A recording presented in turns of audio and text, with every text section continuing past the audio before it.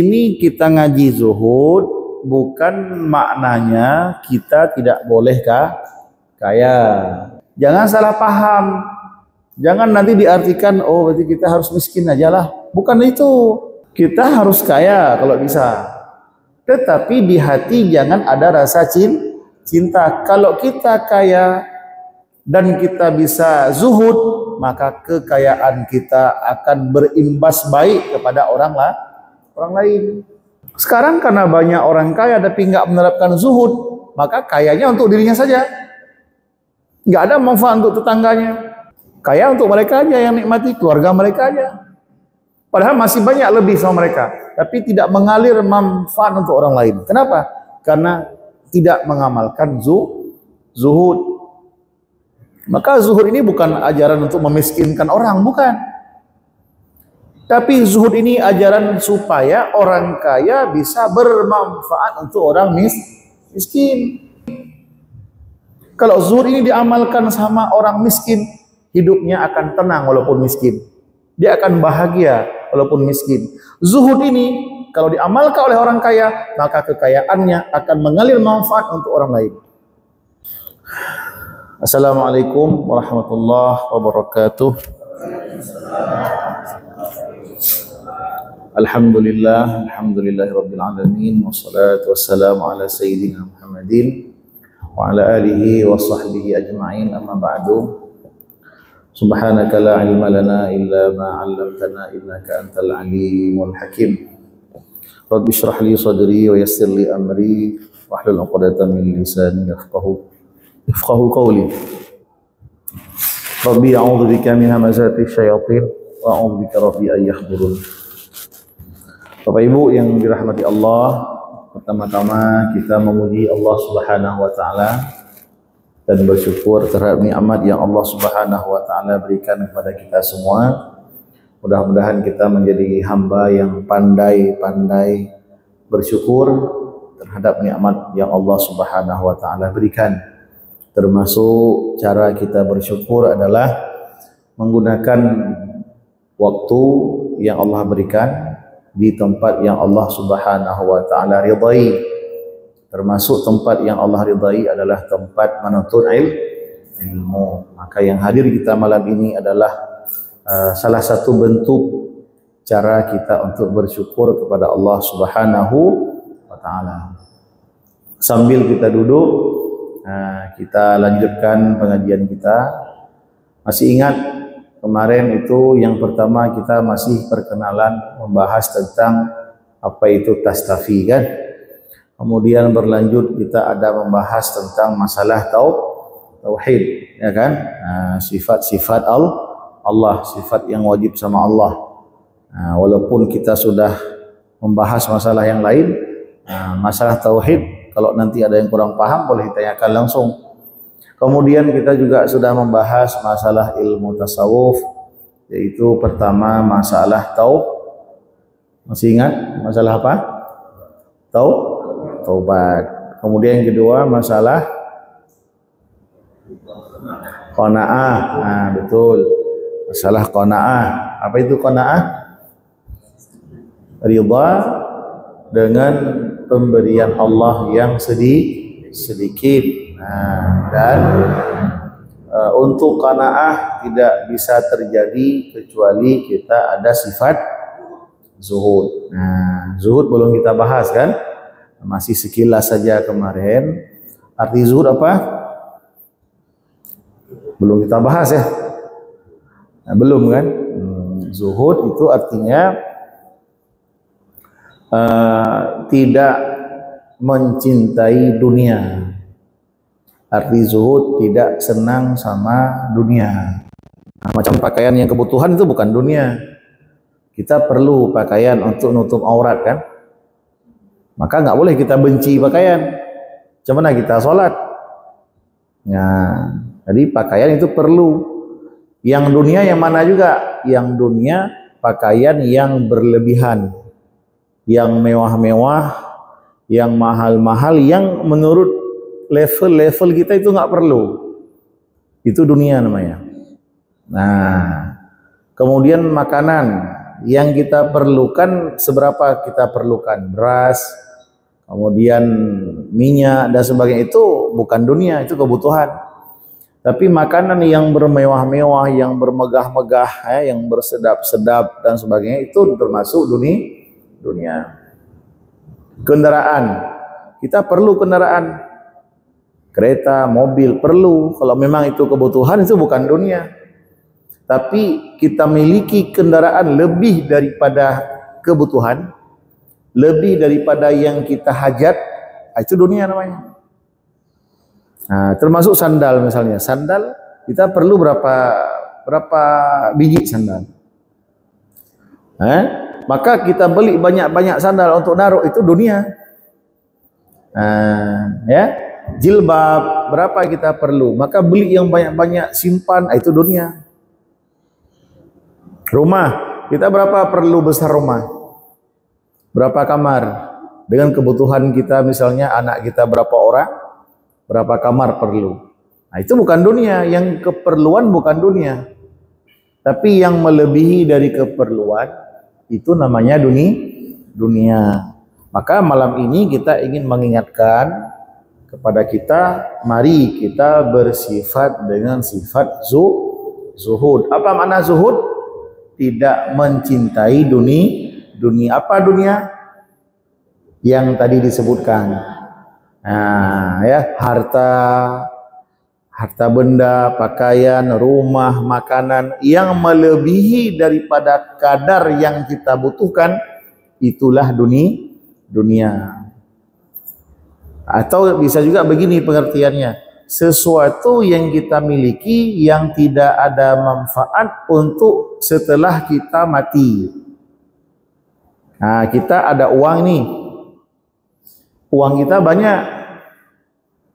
Nah, yang kebutuhan kita misalnya sebulan 5 juta misalnya, tapi kita miliki 10 juta, kan dunia tadi kan, ya kan? Tapi kita miliki lebih ini gunanya juga untuk apa namanya? Untuk yang bermanfaat untuk akhirat. Kita bantu orang lain, atau cadangan sedikit untuk misalnya ya kalau ada sakit dan sebagainya. Itu bukan dunia. Jadi yang lebih dari kadar yang kita butuhkan, itu namanya dunia. Jadi yang zuhud itu bukan hanya orang miskin, bukan hanya orang kaya, itu tidak tergantung. Yang tergantung di hati masing-masing. Hati kita ini sama dunia cinta enggak? Misalnya kita belum punya mobil, tapi setiap kali tengok mobil mewah, di hati kita ini bergejolak itu, pengen kali punya, ya? Kapan punya? Nah, itu cinta juga, walaupun kita nggak punya. Dan bisa jadi orang yang udah punya, dia nggak ada cinta lagi. Dia hanya punya mobil menggunakan karena kebutuhan, tapi di hatinya tidak ada rasa cinta sama mobil. Berarti siapa lebih baik itu? Ada orang kaya punya mobil, tapi mobilnya itu tidak dia bawa ke hati, tidak dia ingat itu, yang ingat dia kepada Allah. Itu mobil hanya karena kebutuhan, ya. Nah, itu orang kaya misalnya, dia punya mobil tapi di hatinya tidak ada terikat dengan mobil. Ada orang miskin, dia nggak punya mobil, tapi siang malam dia teringat mobil, sehingga kan ada viral kemarin doa Pajero ya Allah, ada itu kan, Pajero ya Allah, Pajero ya Allah kan. Itu ya walaupun dia orang miskin, tapi sebenarnya lebih baik hati orang kaya. Nah, maka makna zuhud apa tadi makna zuhud? Tidak mencintai dunia. Dalam hati tidak mencintai dunia, meskipun kita bekerja mencari dunia, bekerja cari duit. Kenapa kita kerja cari duit? Karena kita butuh, bukan karena kita cinta. Paham? Bisa dibedakan kan? Kita kerja cari uang, untuk bisa buat rumah dan sebagainya. Kenapa kita kerja mencari itu? Karena cinta apa karena butuh? Karena butuh. Itu enggak dunia namanya. Itu bagus. Tapi kalau mencari karena cinta, ini yang enggak boleh. Bisa dibedakan kan? Nah, mencari harta silahkan, buat rumah boleh, beli kendaraan juga boleh, selama itu karena kita butuh, bukan karena cinta. Bisa dibedakan kan? Nah, jadi yang tahu ya kita lah masing-masing itu. Maka orang-orang yang seperti itu hidupnya sederhana dia hidupnya. Walaupun dia kalau dia berusaha mungkin bisa kaya, tapi dia hidupnya sederhana. Contoh misalnya Nabi kita Muhammad sallallahu alaihi wasallam. Nah, dikala Nabi di Madinah, Nabi kan seorang pimpinan itu kan, raja yang paling number one di Madinah itu kan. Islam udah berkembang di mana-mana. Yang paling memimpin, yang paling utama pimpinan siapa? Ya Nabi kan. Bukan di atas gubernur lagi, di atas presiden lagi, di atasnya lagi. Pernah waktu Sayyidina Umar radhiyallahu an datang ke rumah Nabi. Nabi pas baru bangun tidur, Sayyidina Umar melihat di badan Nabi masih ada bekas tikar. Apa namanya itu? Ada bekas tikar di punggung Nabi. Nah, macam pelepah kurma. Sehingga sedih sahabat melihat ini seorang pimpinan, seorang raja, seorang yang sangat mulia, tapi tempat tidurnya macam begitu. Sedih sahabat. Sehingga sahabat menawarkan kepada Nabi untuk dibelilah yang baru, yang bagus. Apa jawaban Nabi? Nabi kita bilang, apa perlunya dunia itu bagiku? Kita dalam dunia ini, kata Nabi, laksana orang yang musafir dan sedang singgah di bawah pohon. Tidak lama lagi kita akan berangkat meninggalkan pohon itu.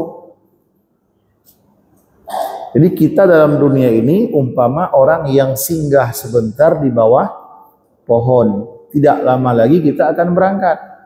Jadi untuk apa di bawah pohon tempat kita singgah sebentar itu kita mau mewah-mewah? Kan gitu kita dalam dunia ini kan.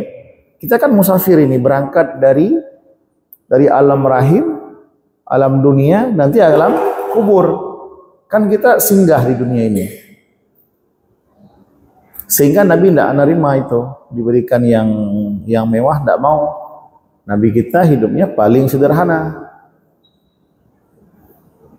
Sehingga kan kita tahu, waktu wafat Nabi, rumah Nabi yang tinggal tahu kita rumahnya kan? Dalam Masjid Nabawi sekarang itu, kalau orang umrah kan selalu ada ziarah Nabi, ziarah makam Rasulullah kan? Rumah beliau ya di situ, nggak besar. Nabi aja yang seorang pemimpin, begitu Nabi contohkan. Sudah Nabi contohkan begitu, ada juga umat Nabi yang mewah-mewah. Apalagi kalau sempat Nabi dulu mewah-mewah. Apa jadinya umat nih?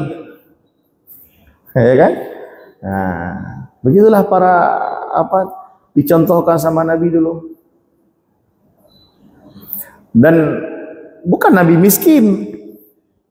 Nabi punya banyak harta, tapi Nabi enggak mau itu dunia. Pernah Nabi ditawarkan oleh Allah gunung itu dijadikan emas untuk Nabi. Gunung ditawarkan jadi emas. Yang nawarkan Allah. Enggak diragukan ini. Tapi Nabi enggak mau.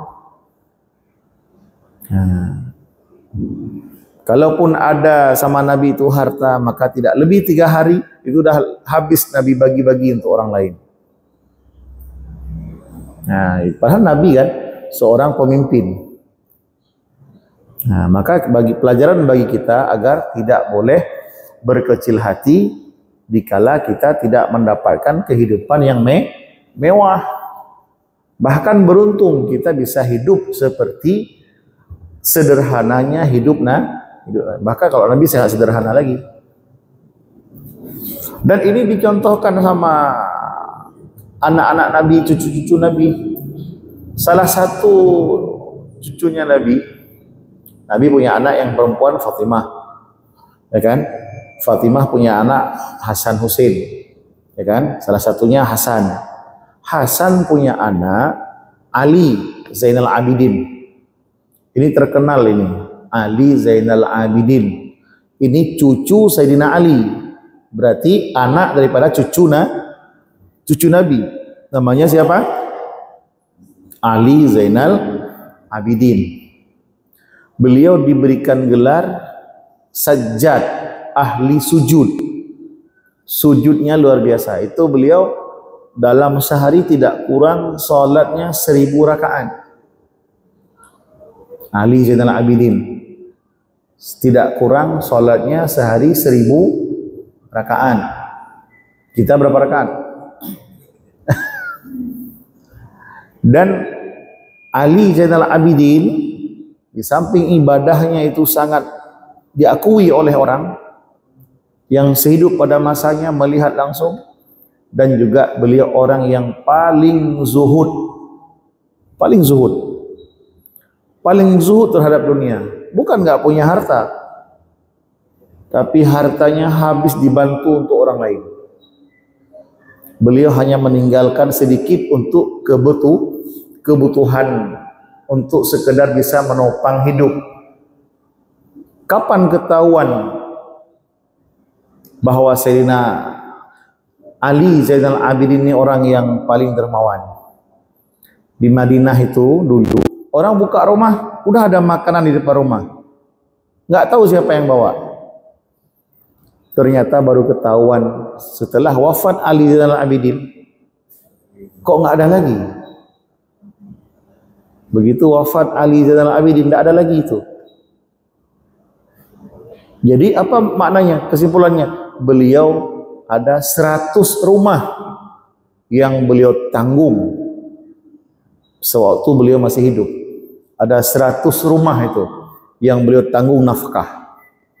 Tiap malam beliau keliling antar. Itu ahli ibadah, cucu Nabi, ya. Bukan nggak punya harta. Kalau nggak punya harta, macam mana bisa ngasih 100 rumah? 100 rumah ditanggung nafkah. Orang miskin itu. Ya. Tapi kenapa beliau hidupnya itu seperti orang miskin? Karena sifatnya sifat zuhud. Tidak mau lebih. Dunia itu kalau ada lebih langsung dikasih ke orang lain.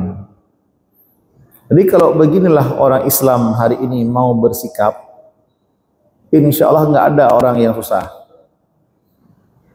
Kalau orang-orang Islam hari ini bersikap seperti ini, bersifat zuhud, insya Allah orang lain akan terbantu semua.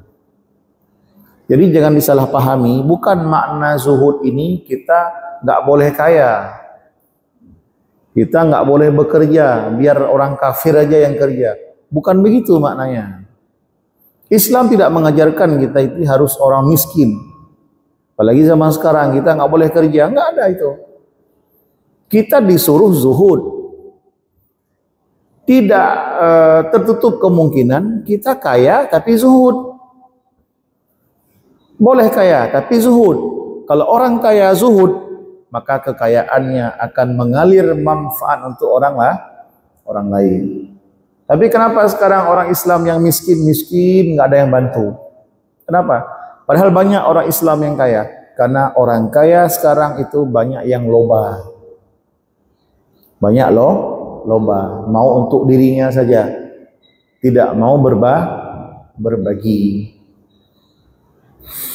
Nah, inilah yang harus kita pikirkan hari ini. Kalau kita ada lebih rezeki, walaupun sedikit, coba lihat siapa yang bisa kita bantu. Ya. Oh, kalau kita enggak lebih, minimal jangan minta sama orang. Kan itu kemarin yang kita bahas kan? Tidak meminta-minta sama orang. Tapi kalau kita ada lebih, bantu sama orang lain. Ini sifat, namanya sifat zuhud. Kisah tadi, kisah siapa tadi cucu Nabi? Sayyidina Ali Zainal Abidin. Itu paling baik orangnya. Pernah satu hari waktu beliau jalan di Madinah, ada orang yang ngejek ngatain untuk beliau yang enggak lah, kata kasar, kata ejekan lah. Jadi orang-orang yang dekat dengan Ali Zainal Abidin ini udah pada marah, udah geram lah, dikatain untuk Sayyidina Ali Zainal Abidin itu macam-macam. Apa jawaban Ali Zainal Abidin? Apa beliau marah? Enggak. Apa jawabannya? Wahai saudaraku, apa yang kamu katakan tentangku itu belum apa-apanya. Masih lebih banyak aibku yang kamu tidak tahu. Jadi bilang beliau macam-macam, bukan beliau membalas, malah beliau mengakui betul saya ini beraib. Bahkan yang kamu katakan itu belum apa-apanya. Masih lebih banyak aibku, kekuranganku yang kamu belum tahu. Akhirnya orang yang ngatain itu mau ngatain lagi, mau ngatain apa lagi ini? Sehingga beliau mengasih juga selendang kepada orang yang menjelek-jelekkannya itu, dikasih selendang, dikasih uang lagi 12.000 dirham, 12.000 dinar. Ada kita begitu, ada orang ngejek kita kasih hadiah lagi ada. Itu akhlaknya cucu Nabi. Kalaulah cucu Nabi saja begitu akhlaknya, apalagi akhlaknya Nabi. Maka kalau kita menjadikan Nabi dan keluarga Nabi sebagai contoh teladan akhlak kita, insya Allah kita akan baik. Itu cucunya saja begitu. Tidak ada rasa marah, membalas dendam, tidak ada. Bahkan sudah segitu baiknya Ali Zainal Abidin, dalam riwayat disebutkan ada yang mengatakan beliau itu wafatnya diracun. Wafatnya diracun. Coba lihat, segitu baiknya Ali Zainal Abidin, segitu dermawannya beliau, segitu ahli ibadahnya beliau, segitu pemaafnya beliau. Ada juga orang-orang yang jahat, bahkan tega membunuh, meracuni beliau. Apa pelajaran kita ambil? Kita tidak heran kalau zaman sekarang ada ulama-ulama kita, ada orang-orang soleh yang dikatain yang enggak-enggak sama orang. Kita kan lihat sekarang kan, ditontonkan di media, ada orang-orang yang menjelek-jelekkan ulama lah, yang ngatain ulama beginilah begitu, macam-macam dibilangnya. Jadi kita enggak heran. Jangankan ulama kita hari ini, ulama kita zaman ini, sekelas Ali Zainal Abidin saja yang diberi gelar sajjad, ahli sujud, ya, cucu Nabi, ahli ibadah, ya, orang alim dan dermawan kepada orang lain, pemaaf pada orang lain, tetap dikatain. Baik, kembali ke pokok masalah kita. Apa tadi pembahasan kita? Zuhud. Apa makna zuhud? Tidak mencintai dunia. Maka saya tengok ini ibu-ibu kayaknya zuhud semua ini, enggak ada saya tengok cincin yang emas, gelang emas, enggak ada. Entah sengaja enggak dibawa takut kena nanti. Enggak tahu kan? Ya boleh, silahkan boleh, enggak apa-apa. Asal tidak berlebihan. Nah, kita beli emas sebagai sedikit simpanan, ya. Mungkin kapan-kapan kita perlu, ada yang sakit, sudah ada, itu boleh.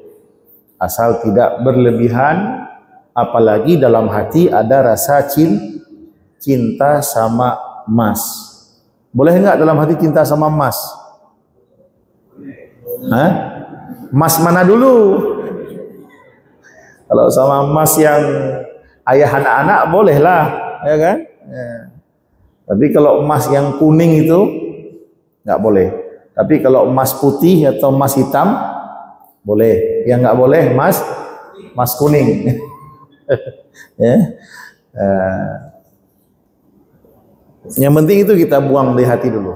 Jangan ada rasa cinta. Nah, boleh kita miliki, boleh kita punya, asal jangan ada di hati rasa cinta. Nah, bahkan disebutkan oleh Imam Al-Ghazali orang yang zuhud itu sikapnya bagaimana?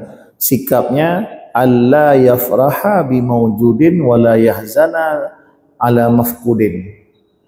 Kalau dia punya kekayaan dunia, ya, dia tidak senang. Kalau dia dapat kekayaan dunia, dapat uang banyak, dapat keuntungan banyak, dia nggak senang. Biasa aja. Bagi dia biasa aja itu. Nggak ada yang wah kali, nggak ada. Nah, kalau kita gimana, Bu? Kalau dapatnya bulan ini dapat keuntungan 20 juta, 30 juta, 50 juta, senang nggak? Senang ya? Jujur ya? Pak, kalau misalnya bulan ini dapat untungan 10 juta, 50 juta, senang Pak? Senang, jujur ya? Berarti kita belum zuhud. Belum zuhud.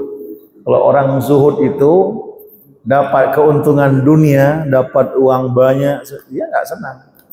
Biasa aja. Kenapa datang uang yang banyak dia nggak senang? Karena bukan yang dia cintai. Jadi kalau bisa kita terapkan sifat zuhud, nanti kalau kita dapat untung banyak, kita biasa saja. Tidak senang. Nah, saya ulangi, Bu. Kalau besok bulan depan kita dapat untung 50 juta, senang nggak? Enggak. Berarti langsung ini ya, langsung sudah ada sifat zuhud. Dan tidak susah, tidak gundah dikala tidak mendapatkan. Dapat tidak senang, tidak dapat tidak susah. Jadi kalau bulan depan kita nggak untung misalnya, pas-pasan aja lah, malah yang ada rugi. Nah, Bu, kita misalnya bulan depan rugi, tapi untuk kebutuhan rumah tangga cukup lah, tapi nggak dapat untung, itu ada rasa susah apa senang? Susah jawab, syukur. Jadi kalau orang yang zuhud begitu. Tengoklah orang-orang soleh di Medan nih, ulama-ulama kita dulu di Medan nih, kita tengok mereka kan hidupnya kayaknya nggak ada beban kan, senyum-senyum aja mereka, senang-senang aja, padahal mungkin masalahnya banyak, tapi senang-senang aja mereka. Itulah kenapa kok bisa begitu. Kuncinya di hati mereka ada sifat zuhud. Orang kalau udah ada sifat zuhud, dapat nikmat dia biasa saja, dia syukuri alhamdulillah, tidak membuat dia terlalu euforia ya, terlalu senang, enggak. Kenapa? Karena dunia memang dia enggak cinta. Datang pun banyak, dia enggak senang, karena yang datang bukan yang dia cinta. Sehingga yang datang itu akan dia keluarkan lagi untuk bantu orang lain. Nggak dapat pun, ya mereka senang aja, tidak gundah. Rugi bulan ini, nggak dapat untung, ya biasa aja, senyum-senyum aja. Mungkin di rumah hanya ada yang mungkin hanya beras bisa untuk makan hari ini misalnya. Tuh besok belum tahu ada apa enggak. Ya mereka enjoy aja, nggak susah. Itu tandanya orang yang di hatinya ada sifat zuhud. Jadi ibu-ibu kalau udah ada sifat zuhud ini, jadi dibawa pulang sama suami nafkahnya mau banyak atau sedikit, syukur aja nggak apa-apa, dia nggak masalah. Tapi kalau belum ada sifat zuhud, pas dibawa pulang sama suami banyak, nampak senang, senyum, ya kan? Pas besok dibawanya sedikit, langsung muka jeruk perut. Udah susah senyum, itu tanda istri yang tidak zuhud. Tapi kalau zuhud enak, apa aja yang dapat gampang. Dah. Kemudian yang kedua tandanya sama dia di antara orang yang mencela ataupun orang yang memuji. Kalau ada orang yang memuji kita, hati kita ini berbunga-bunga, bahagia, gembira, apa biasa saja? Bu, kalau ada yang muji, dibilang, Bu, cantik kali, glowing kali. Ya, misalnya kan, kalau dibilanglah kita cantik, kita itu senang, apa enggak? Jujur, senang, oke. Yang kita juga laki-laki dibilang kita pintar, kuat, ya, hebat. Dibilang, oh hebat ya hebat. Kita naik pundak ini naik apa enggak? Naik kan? Udah, kalau dicaci, dibilang kita ini enggak beres lah, enggak jelas, enggak becus, macam-macam lah dibilang. Dihina lah kita bahasanya. Kita marah apa enggak? Marah. Itu tandanya kita belum zuhud. Tandanya belum zuhud. Kenapa? Karena pujian itu bagian daripada dunia juga itu. Jadi orang yang sudah pada posisi zuhud, dia dipuji tidak senang, biasa saja dia. Kenapa? Dia meyakini yang dia puji itu bukan kelebihan aku. Yang dipujinya itu kelebihan yang Allah titipkan. Pada hakikatnya dia muji Allah. Karena segala puji milik Allah.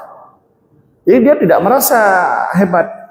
Walaupun banyak orang yang memuji dia enggak merasa hebat. Begitupun dikala dia dicaci. Dicaci, dihina, dia pun enggak merasa hina. Enggak merasa marah. Kenapa? Karena memang dia pada posisi ya hina. Karena dia sadar bahwa dia adalah hamba Allah. Namanya hamba itu kan budak, Pak, kan? Hamba itu apa? Budak. Ya, budak itu kan memang hina. Dibilang kita ini misalnya bodoh. Ya memang kita kan bodoh ini kan. Kalaupun ada ilmu sedikit, ini siapa yang ngasih? Allah. Dibilang kita miskin, ya memang miskin. Ada harta sedikit, Allah yang nitip. Dibilang kita lemah dan sebagainya, ya memang betul. Jadi kalau begitu ngapain kita marah? Tidak boleh senang waktu dipuji dan tidak boleh marah saat dicaci. Nah, itu praktekkan. Kalau begini kita hidup ngamalkan ini, nggak ada itu di kampung kita ini ada orang yang nggak akur, nggak ada itu. Nggak ada orang dendam-dendaman, nggak ada itu. Kalau mereka mengamalkan ini, kalau kita mau mengamalkan sifat zuhud yang kita ngaji malam ini, marendal kita ini aman. Aman. Nggak ada orang yang dendam-dendaman, nggak ada orang yang saling jalan masing-masing, saling nggak senang, nggak ada itu. Kenapa ada sekarang itu keluarga nggak baik dan sebagainya? Itu karena tidak mengamalkan sifat zuhud. Bagaimana mereka mengamalkan? Ngaji aja nggak tahu kan? Tahu aja nggak, macam mana mengamalkan? Orang yang udah tahu aja belum tentu bisa ngamalkan.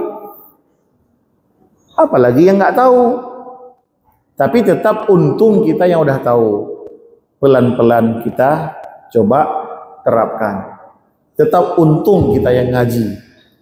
Walaupun nggak langsung kita bisa ngamalkan, tapi minimal kita udah tahu. Dikala kita marah, kita udah tahu, oh saya salah ini. Harusnya nggak boleh begini. Dikala kita dipuji, kita senang, kita tahu saya udah salah ini. Harusnya nggak boleh seperti ini. Nah, lama-lama kita akan terbiasa. Dipuji kita biasa saja, dicaci pun biasa saja. Nah, yang pertama apa tadi? Sama saja sikapnya dikala dapat dunia dan dikala tidak dapat, sama saja perasaannya. Yang kedua, sama saja sikapnya dikala mendapatkan pujian dan dikala mendapatkan cacian, sama aja. Nah,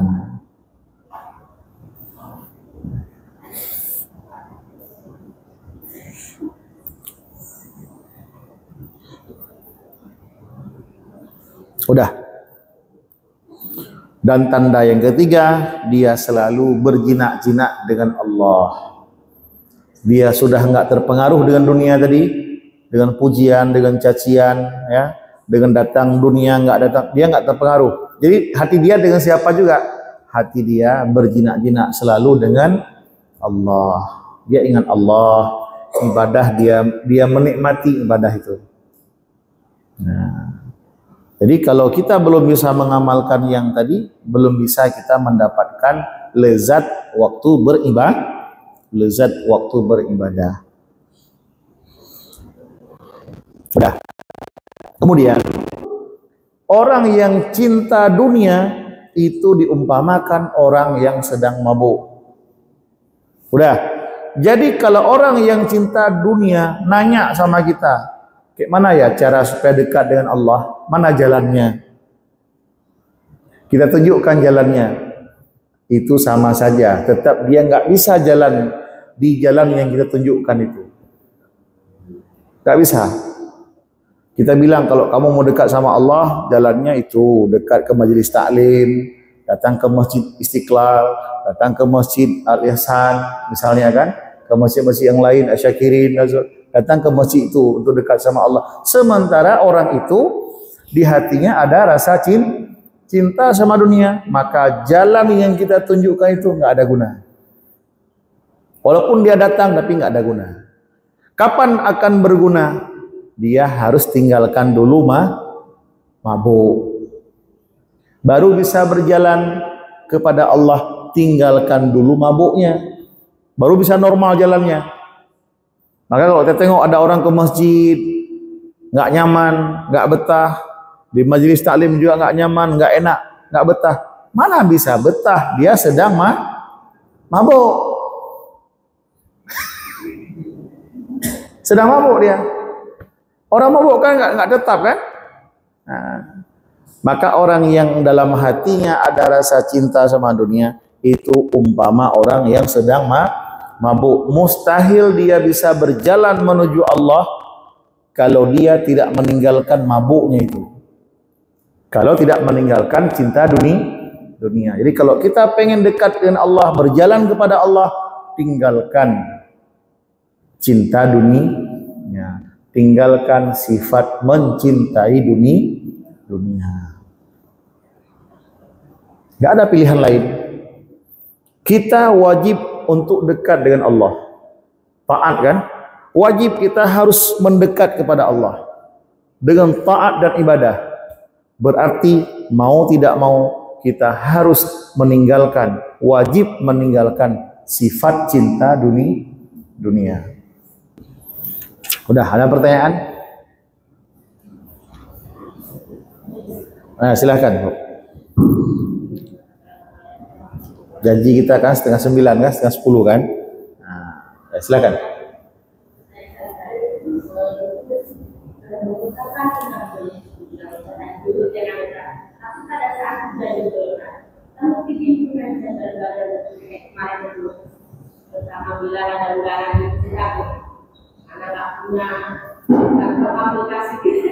Ya.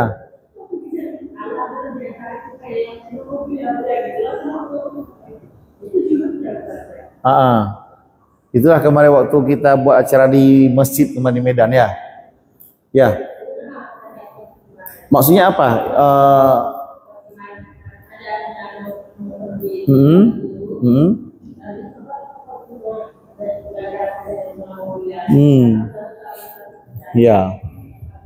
Ya betul. Itulah yang kita ingatkan tadi di awal. Ini kita ngaji zuhud, bukan maknanya kita tidak boleh kaya. Kan udah kita ingatkan kan? Jangan salah paham. Jangan nanti diartikan, oh berarti kita harus miskin aja lah. Bukan itu. Kita harus kaya kalau bisa. Tetapi di hati jangan ada rasa cinta. Kalau kita kaya dan kita bisa zuhud, maka kekayaan kita akan berimbas baik kepada orang lain. Sekarang karena banyak orang kaya tapi nggak menerapkan zuhud, maka kayanya untuk dirinya saja, nggak ada manfaat untuk tetangganya. Kaya untuk mereka aja yang nikmati, keluarga mereka aja.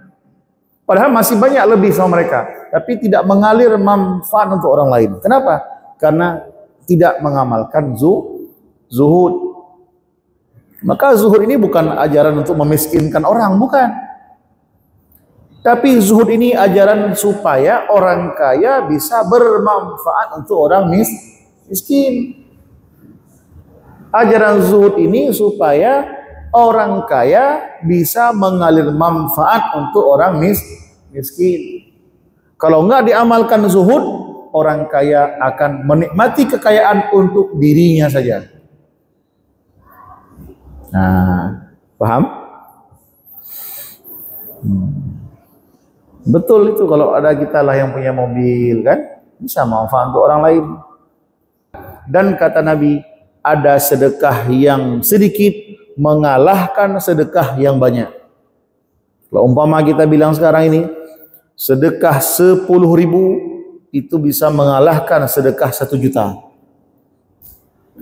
Cemana bisa, kata sahabat kepada Nabi, bagaimana ya Rasulullah, yang sedikit bisa mengalahkan yang banyak? Nabi menjawab, orang yang sedekah 10.000 itu dia punya uang cuma 20.000 dia, nggak lebih, cuma 20.000 uangnya, dia sedekahkan 10.000, berarti sedekahnya 50%, ya kan? Orang yang sedekah 1 juta, dia punya uang miliaran. Miliaran uangnya. 1 juta itu 0,berapa persen. Lebih banyak mana ada yang 10.000? 10.000. Maka jangan minder, jangan berkecil hati kalau kita hanya sanggup ngasih kuah untuk tetangga, hanya sanggup ngasih 1.000 perak. Jangan minder. Nilainya mungkin lebih besar daripada orang kaya.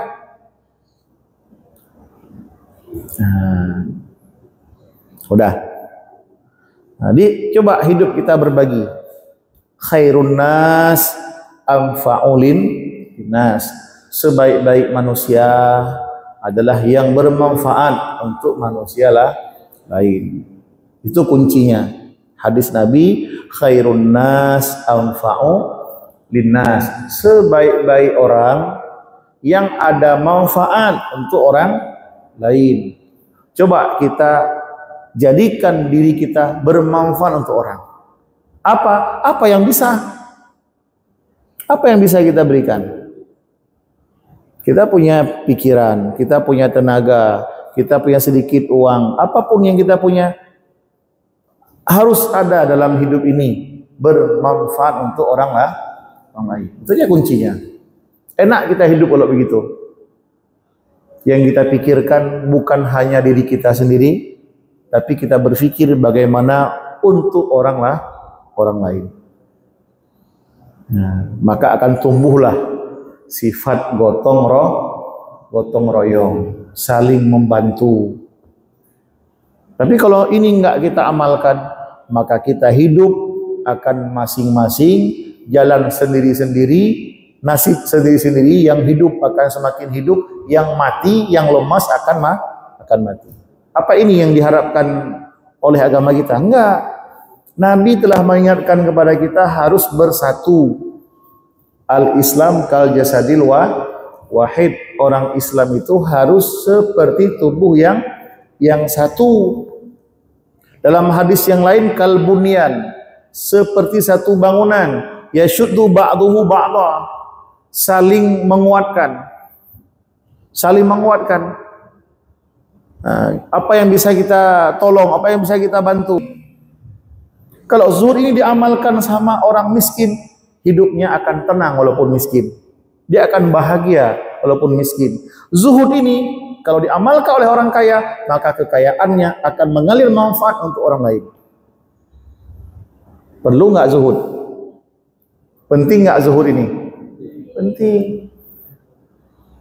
Nah, dan bukan ajaran untuk mengajak orang Islam untuk miskin, bukan. Tapi ajaran zuhud ini untuk orang miskin supaya tetap bersyukur, tidak gundah, ya. Untuk orang kaya supaya kekayaannya bisa mengalir manfaat untuk orang lain. Nah, demikianlah, terima kasih banyak atas waktu dan kesempatannya. Mohon maaf segala kekurangan.